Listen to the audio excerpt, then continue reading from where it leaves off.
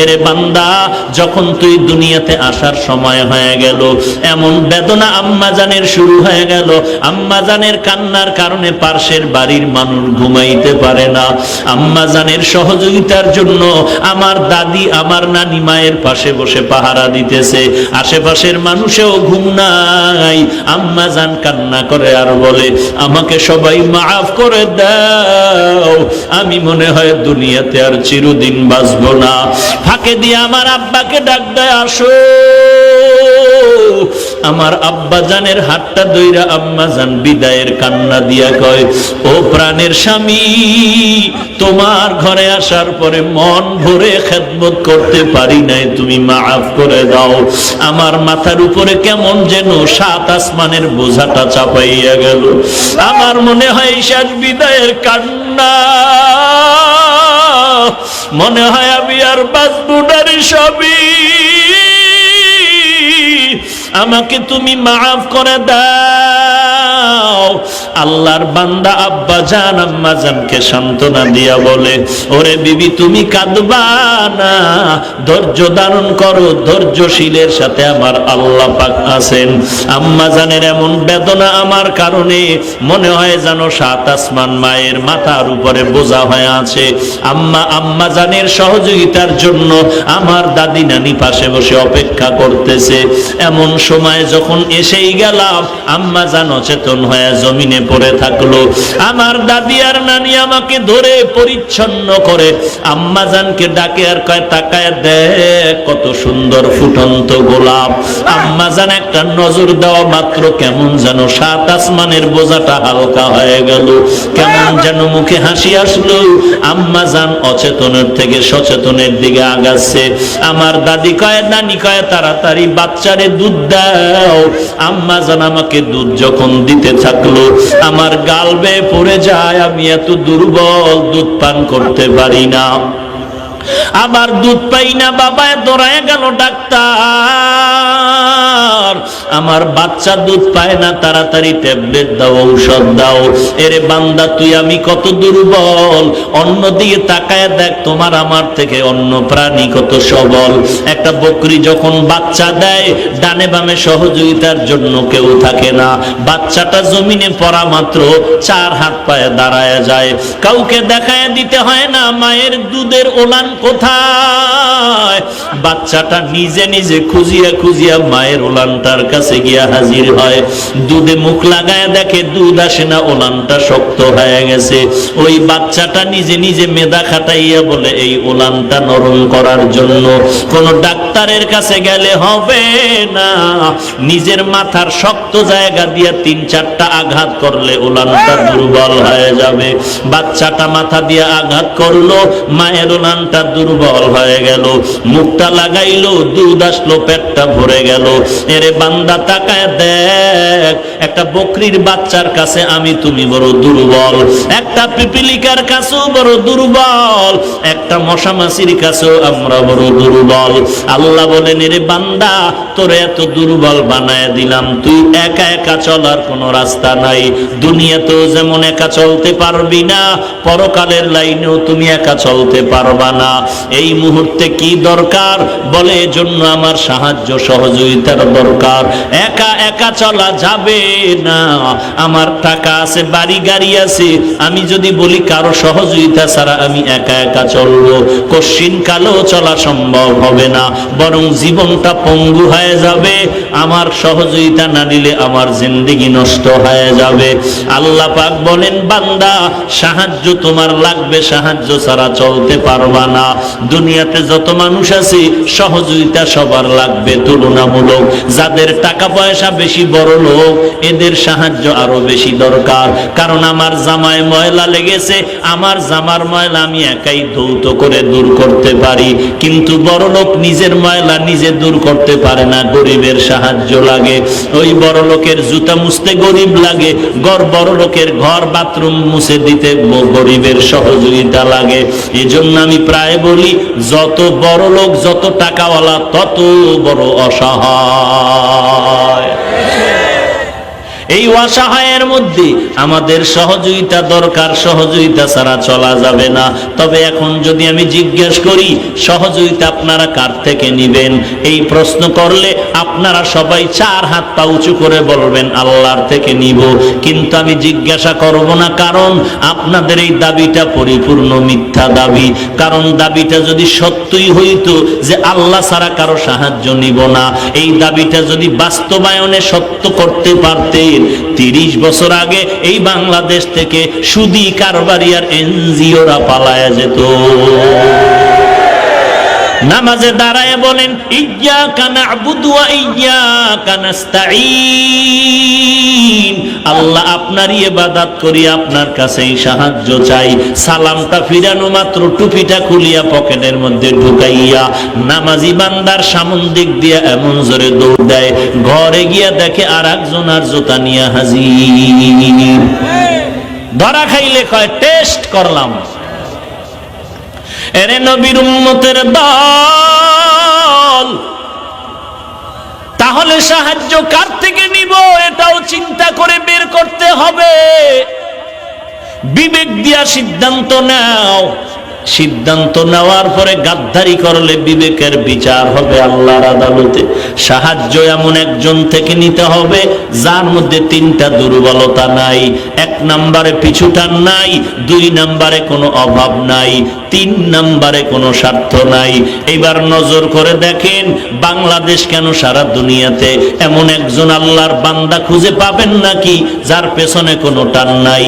আমার ছেলে আমারে পেছনে টানে, আমার মেয়ে, আমার স্ত্রী, আমার মা বাবা ভাই বোন পেছনে টানে, এইটা দাও সেটা দাও, বাড়ি দাও গাড়ি দাও, টাকা দাও পয়সা দাও। আমাকে এতজন পেছনে টানলে আমি সামনে আগাতে পারি না। আমার পেটের ধান্দা, মা বাবার ধান্দা, নিজের ছেলে মেয়ের ধান্দা, এত চিন্তা করলে আর একজনের উপকারের চিন্তা মাথায় ঢুকে না। সব চিন্তা করে দেখলাম এমন একটা বান্দা বান্দি জমিনের মধ্যে নাই যার পেছনে কোনো টান নাই। 2 নাম্বার দেখতে হবে যার অভাব নাই। পৃথিবীতে এমন একটা মানুষ খুঁজে পাওয়া যাবে না যার অভাব নাই, বরং যে যত টাকাওয়ালা সে তত বড় অভাবী। এরে নবীর উম্মতের দল, অভাব ছাড়া কোনো বান্দা জমিনে নাই, সবাই অভাবী। যা আমাদের অভাব, গরিবের 1 টাকার অভাব 5 টাকায় সেরে যায়, বড় লোকের লক্ষ টাকায় তার অভাব সারতে পারে না।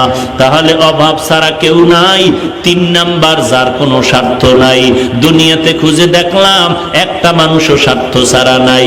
হ্যাঁ, খুঁজিয়ে খুঁজিয়ে বের করেছিলাম আব্বা আম্মা হলো নিরপেক্ষ স্বার্থহীন, কিন্তু সোনার বাংলায় তাকায় দেখলাম স্বার্থের টানে মা বাবা সন্তানের জবাই করে দেয়, মা বাবাকে সন্তান স্বার্থের টানে জবাই করে দেয়, স্ত্রী স্বামীকে জবাই করে, স্বামী আর স্ত্রীকে জবাই করে দেয়।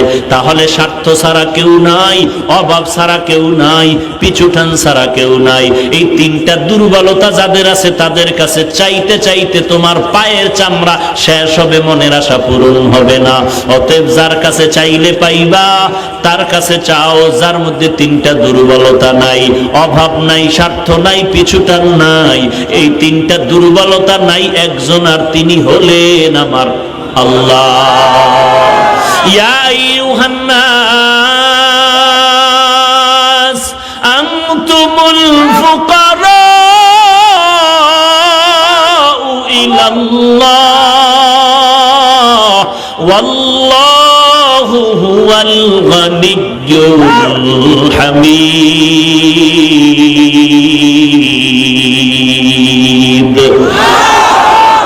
আল্লাহ বলেন, হে মানুষ তোমরা সবাই ফকির, একমাত্র প্রশংসিত ধনী হলাম আমি আল্লাহ। আমার কোনো পিছুটান নাই, আমার ছেলে নাই, মেয়ে নাই, স্ত্রী নাই, কে আমাকে পেছনে টানবে। আমার কোনো অভাব নাই, আমার কোনো অভাব নাই যে আমি খাবো আমার পেটের জন্য, আমার ছেলে মেয়ের পেটের জন্য। আমার কেউ নাই, আমার একমাত্র আপন হলো আমার আদরের বান্দা বান্দি। আমি আল্লাহর কোনো অভাব নাই। 2 নাম্বার গেল। 3 নাম্বার, আমি আল্লাহর কোনো স্বার্থ নাই। আমি আল্লাহ যদি স্বার্থপর হইতাম তাহলে আমার দেওয়া পানি, আমার দেওয়া মাছ, আমার দেওয়া সূর্যের আলো চাঁদের আলো ভোগ করিয়া যারা আমি আল্লাহকে মানে না, এক ঢোক পানিও পান করার সুযোগ আমি আল্লাহ দিতাম না। বরং আমি আল্লাহ নামাজির থেকে বেনামাজির দিকে মায়া করে বেশি তাকায় থাকি। ওরে বান্দা আয় আয়, মনটা ভরিয়ে একবার আল্লাহ বলে ডাক দিবি। কারণ সন্তান যখন আব্বাকে আব্বা বলে ডাকে বাবার কলিজা ঠান্ডা হয়ে যায়। সন্তান যখন আম্মাকে আম্মা বলে ডাকে মায়ের কলিজা ঠান্ডা হয়। এরে নবীর উম্মতের দল, বাবার বিছানার পাশে আম্মা জান রাতের বেলা শুয়ে শুয়ে গুনগুন করে কান্না করে। আব্বা জান বলে ও স্ত্রী কেন কাঁদো? মা বলে 1 সপ্তাহ হয়ে গেল সন্তান আমারে আম্মা বলে ডাক দেয় না। কারণটা কি? বলে আমি সন্তানের শাসন করার জন্য ধমক দিয়েছিলাম। আমার সন্তান অভিমান করে আমার সাথে কথা বলে না, আম্মা কয়া ডাক দেয় না। আব্বা জান ডাক দিয়া কয় বিবি আমার আরামে ঘুমাও আর আরামে খাও। সন্তান তোমাকে এক সময় ডাক দিবে, ডাক দেওয়ার মতো ভুল বুঝতে পেরে তোমার সামনে এসে হাজির হয়ে যাবে।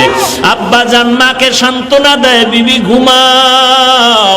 আম্মা জান কান্না করে বলে রে স্বামী, সন্তানের ডাকটা যে কেমন মায়া কেমন মজা আমি তোমাকে বুঝাইতে পারবো না।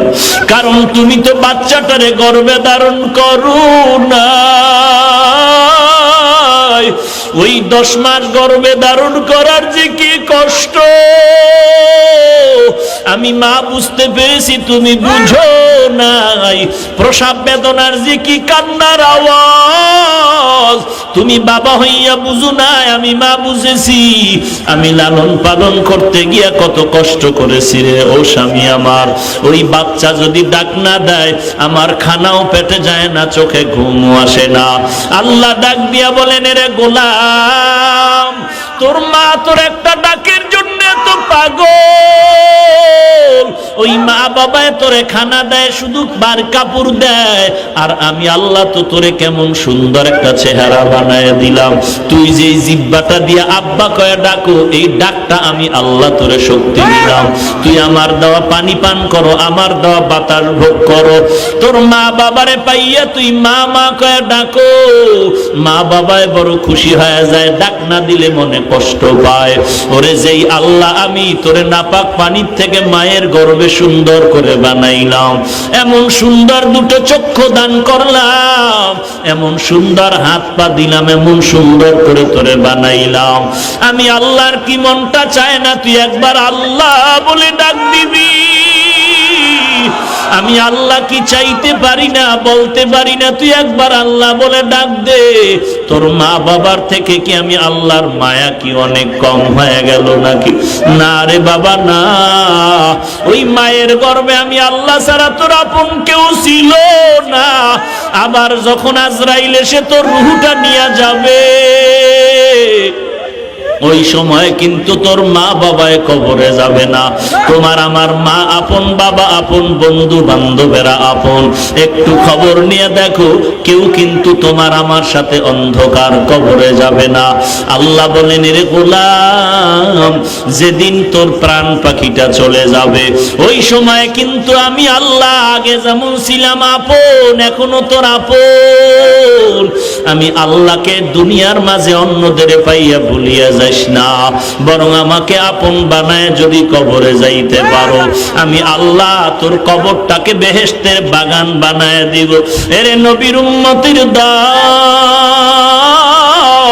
আমি আল্লাহকে যদি বন্ধু বানাইয়া কবরে যাও, ওই কবরটা হবে বেহেশতের বাগান।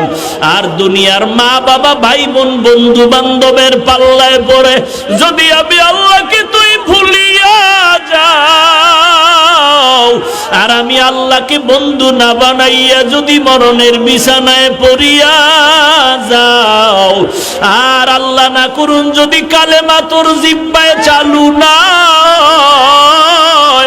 ওই অন্ধকার কবরে কিন্তু আমি আল্লাহকে তুই পাবি না। ওই কবরে গেলে প্রশ্ন করা হবে 1 নম্বরে তোর বন্ধুকে, ওই রবের পরিচয়টা দিতে হবে প্রথম কবরের ভেতরে, না হয় তোর উপায় থাকবে না রে বান্দা। আমি আল্লাহকে যারা বন্ধু বানাইতে পারবি না, ওই কবরে গিয়ে তোর জবাব দেওয়ার কোনো উপায় নাই। ফেরেশতারা বলবে রবকে, তুই বলবি হা হা লা আদ্রি, আমি কিছুই বলতে পারি না, বড় আফসোস। তখন কিন্তু আমি আল্লাহ আমার দেওয়া নিয়ামতের মজা তোরে করায় গন্ডায় বুঝায় দিব। আমার দেওয়া নিয়ামত খাইয়া যারা আমি আল্লাহকে বন্ধু বানাতে পারো নাই, বরং আমি আল্লাহর সাথে দুশ্মনী করে কবর দেশে চলে আসবি, খবরদার। আমার নবীর মাধ্যমে কিন্তু জানায় দিয়েছি, আউলিয়ায়ে কেরামের মাধ্যমে কোরআন হাদিস দিয়া জানায় দেওয়া হয়েছে, আল্লাহকে বন্ধু না বানাইয়া যদি অন্ধকার কবরে যাও, ওই প্রশ্নের জবাব যদি দিতে না পারো, আল্লাহর ওয়াদার হয়ে যাবে, এরে কবরের মাটি দুই পার্শ্ব থেকে চাপ দাও, কবরের দুই পার্শ্বের মাটির চাপে পাঁজরের হাড়গুলো চুরমার হয়ে যাবে। একটা নয়, দুটো নয়, 70 থেকে 99টা সাপ কবর এসে ভরে যাবে। জাহান্নামের আগুন কবর ভরে যাবে রে গোলাম। অতএব এখনো সময় আছে, আল্লাহর কাছে বান্দা ফিরে যাও। ওয়া ইজা সাআলাকা ইবাদি আন্নী ফাইন্নী করিব। এরে বান্দা, তুই আমার কাছে চাইতে দেরি পাইতে দেরি না, আমার কাছে সাহায্য চাও। আমার নবীও আমার কাছে সাহায্য প্রার্থনা করেছেন। আল্লাহর কাছে সাহায্য চাইতেছি, পাই না কেন? আল্লাহ বলেন চাওয়ার মতো চাইতে হবে। বলে চাওয়ার মতো কেমনে চায়? বলে দুইটা জিনিসের মাধ্যমে চাইতে হবে, বিসসবরি ওয়াস সালাহ।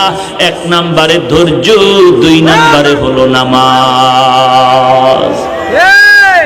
1 নম্বরে ধৈর্য, 2 নম্বরে নামাজ। আজ আমাদের মধ্যে ধৈর্য নাই, নামাজেরও খবর নাই। আল্লাহ পাক ধৈর্যের ব্যাপারে বলেন কিয়ামতের ময়দানে ধৈর্য ধারণকারীদেরকে বলবো বিনা হিসাবে জান্নাতে চলে যাও। ইন্নামা ইউওয়াফাস সাবিরুনা আজরাহুম বিগাইরি হিসাব।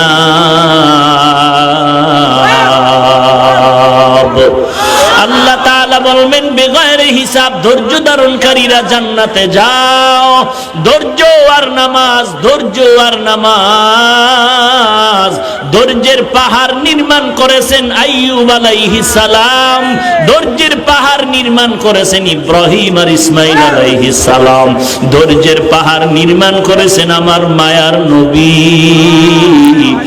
এত অত্যাচার, এত আঘাতের উপরে আঘাত, এরপর নবী বরদোয়া করেন নাই, কাউকে গালি দেন নাই, ধৈর্যের পাহাড় হয়ে গেলেন, ধৈর্যের পাহাড় গড়লেন আল্লাহর নবীর সাহাবায়ে কেরামরা। এত কষ্ট, এত কষ্ট, এরপরেও কিন্তু দিনের থেকে এক বিন্দু পিছপা হয়ে যান নাই। এরে নবীর উম্মতের দল আমার নবীর বাড়ির চতুর্পার্শ্ব দিয়ে আটকায় দিল, নবীকে হত্যা করে ফেলবে। আল্লাহর নবী চিন্তায় পড়ে গেলেন। আল্লাহ বলেন নবী কোনো চিন্তা নাই, অস্ত্র আপনার হাতে আছে, শুধু ব্যবহার করবেন। আল্লাহ পরামর্শ দিলেন, হাতের মুষ্টিতে কিছু বালু নিয়ে কোরআনের আয়াত পড়ে দম করেন, ইয়াসিন ওয়াল কুরআনিল হাকীম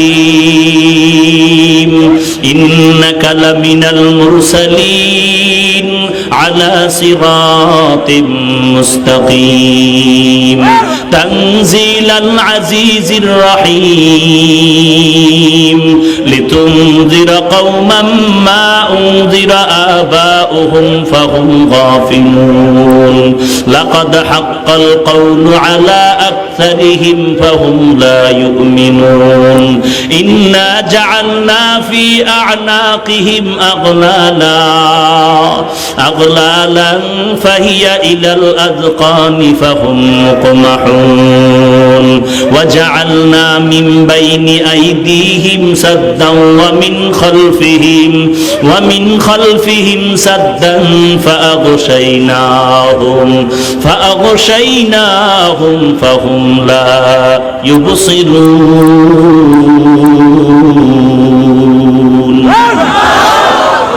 আল্লাহ বলেন এই আয়াতগুলো পড়ে পড়ে বালুর মধ্যে দম করে ঘরের চতুর্দিকে ছিটাইয়া দেন। আল্লাহর নবী কোরআনের আয়াত পড়ে বালু দিয়া যখন চতুর্দিকে ছিটাইয়া দিলেন, সব বেঈমানের চোখে লেগে চোখের পাওয়ার নষ্ট হয়ে গেল। আল্লাহ বলেন নবী আপনি এবার ভেতর থেকে মদিনার পথে হিজরত করেন। নবী এই রাতের অন্ধকারে একটানা গিয়া আবু বকরের ঘরের দরজায় দাঁড়ায় গেলেন। আল্লাহর নবী আস্তে করে মুখটা লাগাইয়া বলেন আবু বকর।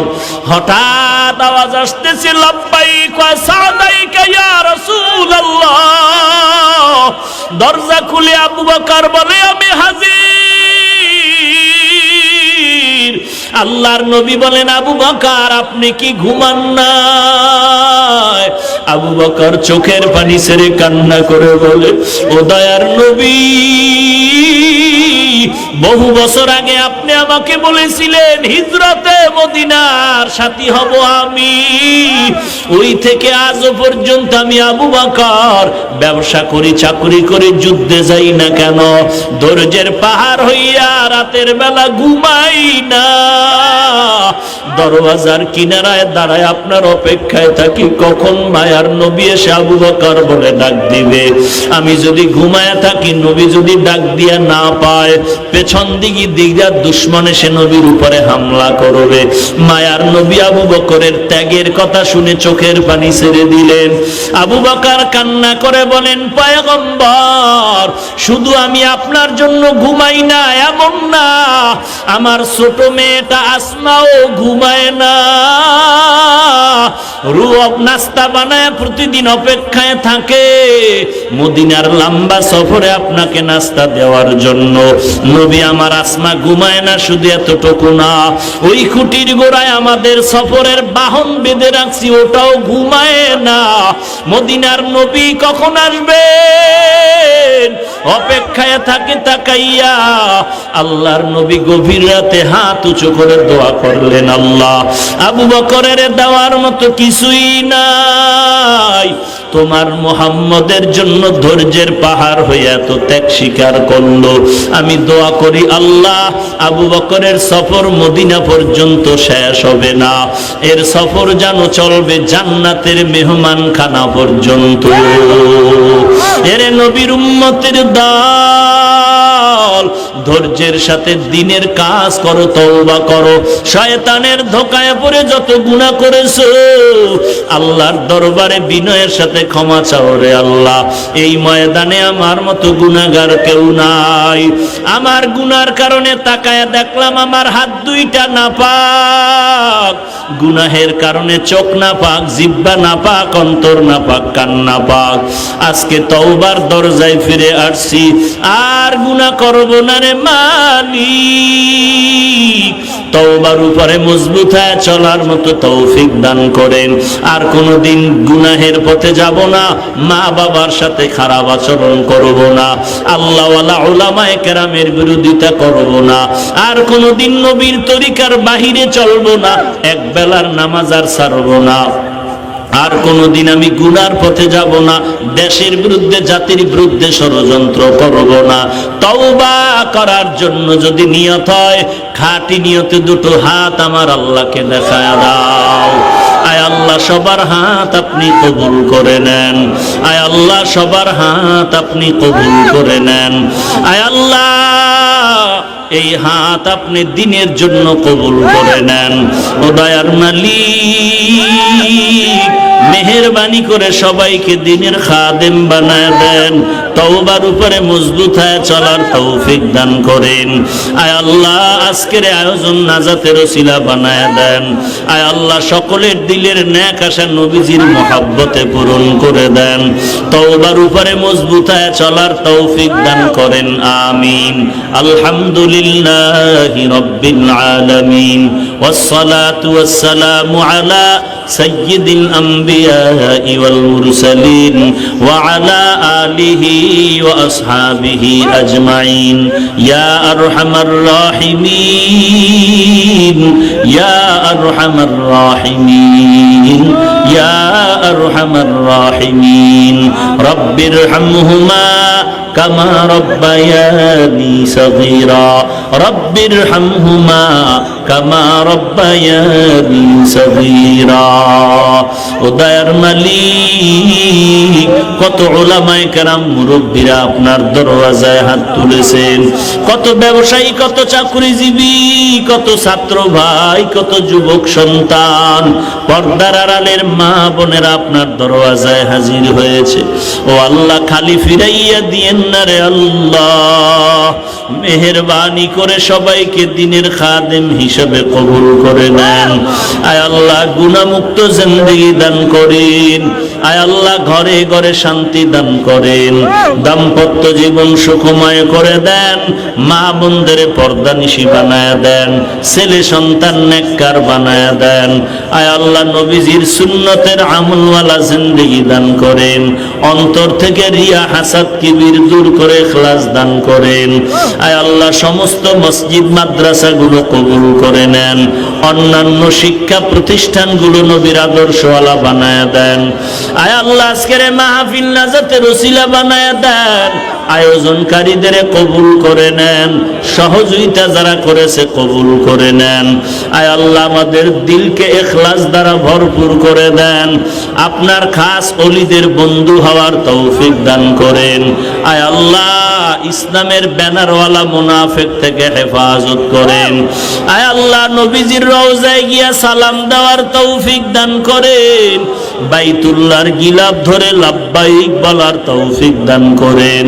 আয় আল্লাহ, সুন্নতের আমলওয়ালা জিন্দেগি দান করেন, সুন্নতের আমলওয়ালা জিন্দেগি দান করেন, আদবওয়ালা বিনয়ী জিন্দেগি দান করেন। আয় আল্লাহ, গুনাহের প্রতি ঘৃণা জমায়ে দেন। আয় আল্লাহ, মেহেরবানি করে সারা দুনিয়ায় শান্তি দান করেন, বাংলাদেশ শান্তির দেশ বানায় দেন, প্রশাসনিকভাবে যারা কাজ করে দিনদার বানায় দেন। আয় আল্লাহ, যারা পরীক্ষার্থী কামিয়াবি দান করেন, প্রত্যেকটা যুবকের দিনের খাদেম বানায় দেন। মোবাইলের গুনাহের থেকে হেফাজত করেন, মোবাইলের গুনাহের থেকে হেফাজত করেন, মোবাইলের গুনাহের থেকে হেফাজত করেন আল্লাহ। আয় আল্লাহ, আমরা যারা হাত তুলেছি অনেকের মা নাই, বাবা নাই, সকলের কবর জান্নাতের বাগান বানায় দেন। যারা বেঁচে আছেন দীর্ঘ নেক হায়াত দান করেন, দীর্ঘ নেক হায়াত দান করেন, দীর্ঘ নেক হায়াত দান করেন। অসুস্থ থাকলে সুস্থ করে দেন, মেহেরবানি করে সুস্থতার জিন্দেগি দান করেন। আয় আল্লাহ, সারা দুনিয়ায় খেদমতের জন্য কবুল করে নেন, চলার পথে ইজ্জতের সাথে হেফাজত করেন, দুশমন থেকে হেফাজত করেন, জালেম মুনাফিক থেকে হেফাজত করেন, সারা দুনিয়ায় নিরাপদে খেদমতের জন্য কবুল করে নেন। আয় আল্লাহ, সকলের দোয়া মোনাজাত নবীজির মুহাব্বতে কবুল